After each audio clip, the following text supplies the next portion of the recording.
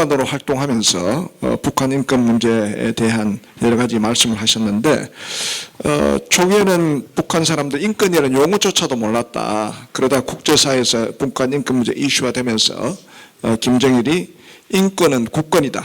그래서 국권을 지키지 못하면 나라가 망한다. 그래서 반드시 이걸 지켜내야 된다.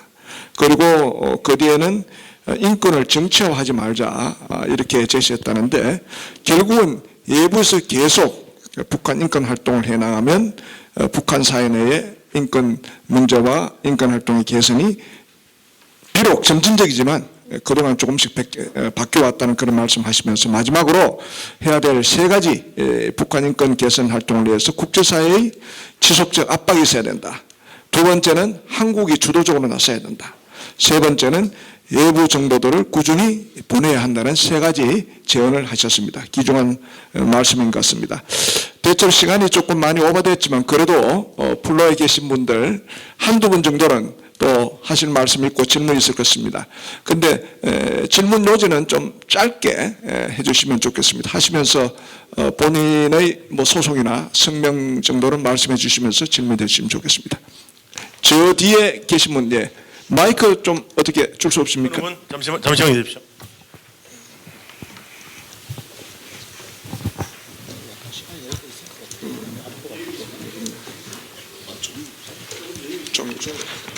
감사합니다.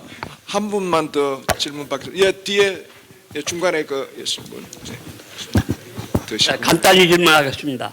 간단하게 해주십시오. 시간이 이일규 선생님께 질문 드리겠는데 북한 러시아 밀착이 왜 중국에 반발을 하는지 그것 좀 말씀해 주세요. 왜냐 옛날에 같은 공산권인데 우리가 지금 한국과 일본이 밀착한다고 미국이 반발하는 거 그런 거 없잖아요. 옛날에 같은 공산권인데 왜 지금 북한과 러시아가 밀착하니까 중국이 조금 저거하고 우리 한국에 오히려 호의적으로 이렇게 여권 관계도 그렇고 그거 좀 부탁합니다.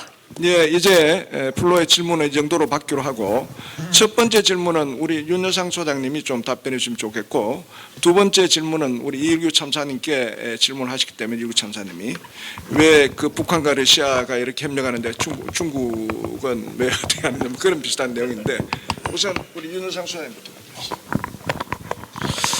네, 제가 정확하게 질문의 요지를 다 제가 현재 잘 모르겠습니다만은 글쎄 우리 앞에 우리 이동복 선생님 말씀하셨지만 이 통일과 대화가 반드시 일치하는 방향으로 가지는 않는다라는 말씀을 해주셨는데요. 그 말은 대화에는 여러 가지 교류 접촉이 포함이 되는 것인데 교류와 접촉의 양적이고 또 질적인 내용이 어떻게 이루어지느냐에 따라서 그것이 통일에 도움이 될 수도 있는 것이고 오히려 거부감을 가져올 수도 있는 거기 때문에요.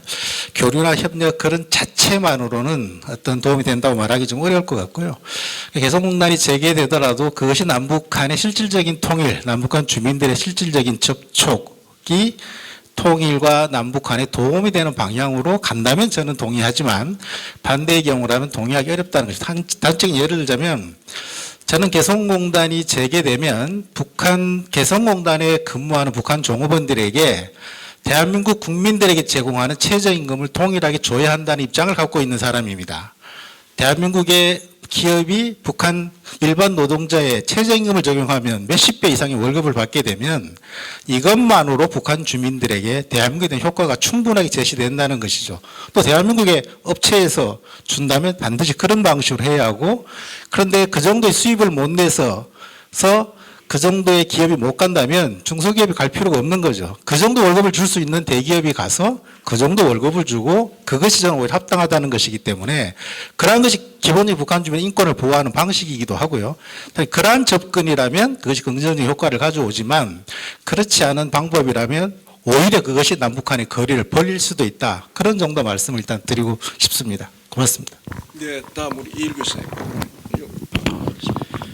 굉장히 어려운 질문인데 제 개인적인 견해를 말씀을 드리겠습니다. 중북 관계에 대해서 말씀을 드리면요. 중북 관계는 중국도 그렇고 북한도 그렇고 그렇게 말합니다. 춘치 관계다. 이게 뭐냐면 이빨과 입술의 관계라는 뜻입니다. 입술이 없으면 이빨이 시들다는 그런 건데 뭐 이제 중국이 북한을 완충지대로서 전략적 완충지대로서 간주하고 있다는 것은 비밀도 아니고 이미 수많은 분들께서 주장하시는 중국 사람들 자체도 그렇게 얘기를 하고 중국과 러시아를 가운데 두고 김일성 때부터 항상 그 전략적으로 이용을 많이 했죠. 이제 중국이 좀 못되게 나오면 러시아가 붙고 러시아가 좀 못되게 나오면 중국에 가붙고 북한에 대한 러시아와 중국이 그 이해관계는 굉장히 다릅니다. 실제로 중국은 북한을 전략적 완충지대로 간주하고 있고 러시아는 북한에 그렇게 큰 관심이 없습니다. 6.25 때부터 거슬러 봐도 그렇고 이제 유엔 안보리 대북 제재가 이제 시작될 때도 그렇고 북한이 핵 문제가 터졌을 때도 그렇고 지금까지 쭉 과정을 보면 러시아는 실제 북한에 그런 큰 관심은 없습니다. 반면에 중국은 실제 전략적인 이해관계를 가지고 있고 한반도에서 북한을 향한 대국들 4대 강국이라고 하죠. 중국, 러시아, 일본, 미국인데 이 4대 강국이 북한의 어떤 전략적인 지정학적인 이해관계나 전략적인 영향력을 행사하려고 할 때 매번 중국은 이걸 거부했습니다. 미국이 중국에 와 붙거나 북한에 와서 뭘 하려고 한다거나 일본이 뭘 하려고 한다거나 러시아가 뭘 하려고 한다거나 할 때 매번 중국은 거부적인 반응을 보여왔고 바로 이 때문에 2012년 김정은이 집권을 해가지고 2018년까지 중국과의 관계가 비틀어져 있었지만은 미국 정상회담을 앞두고 중국에 먼저 찾아가서 중국과 조율을 한 거죠.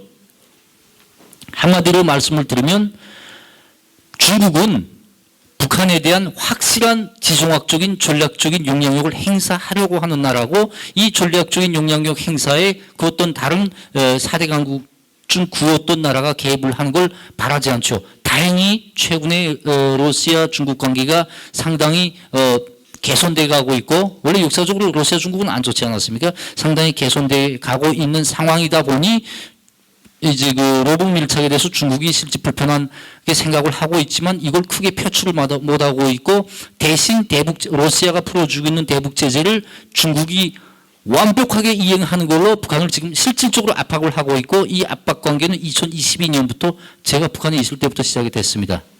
대답이 됐으리라고 생각됩니다. 감사합니다. 예, 2부 세션 북한 인권과 자유통일에 대한 전문가 발표를 마치면서 네 분마다 전문성을 가지고 좋은 말씀을 해주셨습니다. 북한 인권과 자유통일, 북한 인권이 개선된다는 것은 북한 체제가 바뀌는 것이고 그것은 결국은 북한 사회에 자유로운 사회가 된다는 것이고 그것이 우리가 추구하는 자유통일과 연계될 수 있다는 측면에서 북한 인권과 자유통일은 함께 가는 길이라고 그렇게 말씀을 드리고 싶습니다. 그동안 윤여상 소장님이 한 30년 동안 우리 국내 북한 인권 활동이 초기에 순수한 마음으로 시작했다가 또 시간이 흐르면서 단체를 위한 인권 활동이 되지 않았나 하는 반성의 말씀을 하시면서도 앞으로 해야 될 북한 인권의 과제에 대해서 잘 말씀하신 것 같고 특히 허광일 선생님은 이제 3만 4천 명 그리고 해외에 나와 있는 20, 30만 명이 뭉쳐서 탈북민 디아스포라 국제연대기구를 창설해서 북한 인권유린을 하고 있는 북한 정권, 김정은 정권을 종식시켜야 된다는 정말로 큰 포부를 말씀하신 것입니다.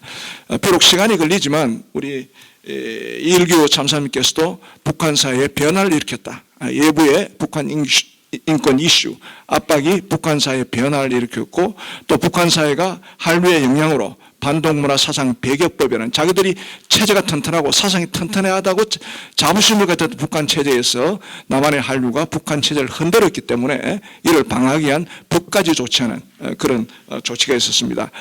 제가 결론으로 말씀드리면 우리 허광일 선생님께는 뜻이 있으면 길이 있다. 탈북민 디아스포라 국제연대기구 창설 앞으로 반드시 성공하기를 빌고 또 그동안 북한 인권 활동이 미미했지만 그래도 많은 영향이 있었던 것은 사자성어로 말하면 수적천석이라고 말씀드리고 있습니다. 큰 바위에 물방울을 계속 들으면 바위에 구멍이 나듯이 우리가 계속 이런 활동한다면 북한 사회에 언젠가는 자유로운 사회가 되고 북한 인권이 개선되고 이것이 궁극적으로 자유통일을 보장하는 그 길이 오리라고 반드시 믿습니다. 이상으로 2부 세션을 마치도록 하겠습니다. 감사합니다.